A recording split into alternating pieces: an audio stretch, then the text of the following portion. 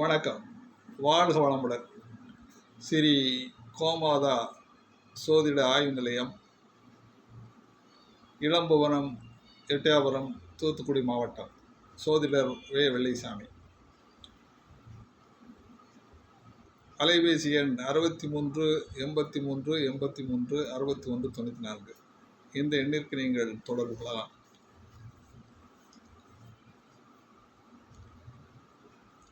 மேச லக்கணத்திற்கு வரக்கூடாத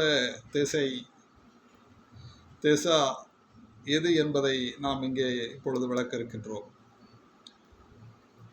மேச லக்கணத்திற்கு வரக்கூடாத திசை, நடக்கக்கூடாத திசை எதுவென்றால் புதன் திசை தான் நாம் குறிப்பிட வேண்டியிருக்கின்றது. புதனை பொறுத்தளவிலே மேச லக்கணத்திற்கு 3 6 குடையவராக வருவார். அவர் 3 6 ஆதிபத்திய வீடுகளை அவர் கொண்டு தன்னுடைய ஆதிபத்தியத்தை வெளிப்படுத்தக்கூடியவராவார். இந்த மேச லக்கணத்திற்கு செவ்வாய் அதிபதியாக இருப்பதால் செவ்வாய்க்கு நேர் எதிரியான புதன் விரோதியாக செயல்படுவார்.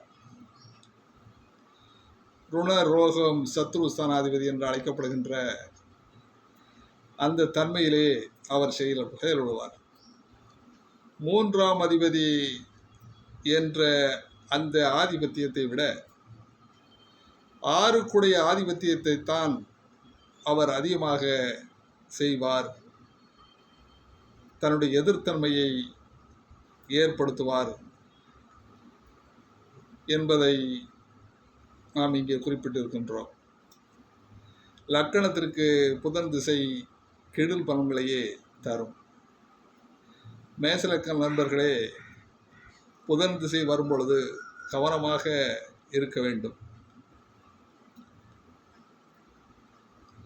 நன்மை கிடைக்க வேண்டுமென்றால் புதன் ஏதாவது ஒரு வகையில் கெட்டிருக்க வேண்டும், நீசம் பெற்றிருக்க வேண்டும், அல்லது பகை வீடுகளில் இருக்க வேண்டும். பகை வீட்டில் இருந்து கொண்டு அவர் அந்த பகைக்கருத்தினுடைய கட்டுப்பாட்டில் இருந்து கொண்டு அவர் இந்த லக்கணத்திற்கு கெடுபலனை செய்ய முடியாத சூழ்நிலையில் இருந்தால் மட்டுமே அவர் கெடுபலன்களை வழங்க மாட்டார். இல்லை என்றால் அவர் பாவிகளோடு ராகு கேதுகளோடு சேர்ந்திருந்தாலும் கூட அவருடைய தன்மைகளை வெளிப்படுத்துவதிலே ராகு கூட புதனை போன்றுதான் தான் இருக்கின்ற கிரகத்தை போன்றுதான் சீரொழுவார் என்று கூட கூறியிருக்கின்றார்கள். அந்த அடிப்படையில் இந்த புதன் ஆட்சி பெற்று உச்சம் பெற்று இருந்தால் கெடுபலன்கள் அதிகமாகவே இருக்கும். அன்பர்களே, உங்கள் சாதகத்திலே மேச லக்கண அன்பர்கள் உங்கள் சாதகத்தில் புதன் எங்கே இருக்கின்றார், உங்களுக்கு புதன் திசை எந்த காலகட்டத்தில் வரும்? உதாரணமாக கடக ராசியிலே பிறந்தவர்கள், ஆயில்ய நட்சத்திரத்தில் பிறந்தவர்களுக்கு முதல் திசையாக புதன் திசை வரும். அதை போன்று விருச்சிக ராசியிலே கேட்ட நட்சத்திரத்தில் பிறந்தவர்களுக்கு முதல் திசை புதன் திசையாக வரும். இந்த மேசலக்கண அன்பர்களுக்குத்தான் இந்த ராசிகள் வருகின்ற பொழுது, அதே போன்று 12ஆம் ராசியான மீன ராசியிலே ரேவதி நட்சத்திரத்தில் பிறந்தவர்களுக்கு புதன் திசை முதல் திசையாக வரும். அப்படி வருகின்ற பொழுது ஆரம்ப நிலையிலேயே அந்த குடும்பத்திற்கு கஷ்டங்களை கொடுப்பார்.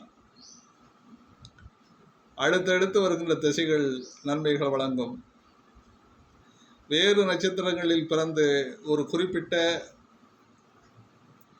உதாரணமாக ஒரு குரு திசையிலே பிறந்திருப்பவர் முதல் ஒரு 2ஆம் பாதத்தில், குறிப்பாக பூரட்டாதி நட்சத்திரத்திலே ஒருவர் பிறந்திருக்கிறார் என்றால் அவர் ஒரு 2 பாதங்களை கொண்டவராக இருந்தால் ஒரு 5 6 ஆண்டுகள் குரு திசையாக இருக்கும். அதற்கு அடுத்தபடியாக உத்திரட்டாதி நட்சத்திரமான சனி திசை தொடர்ந்து வரும்.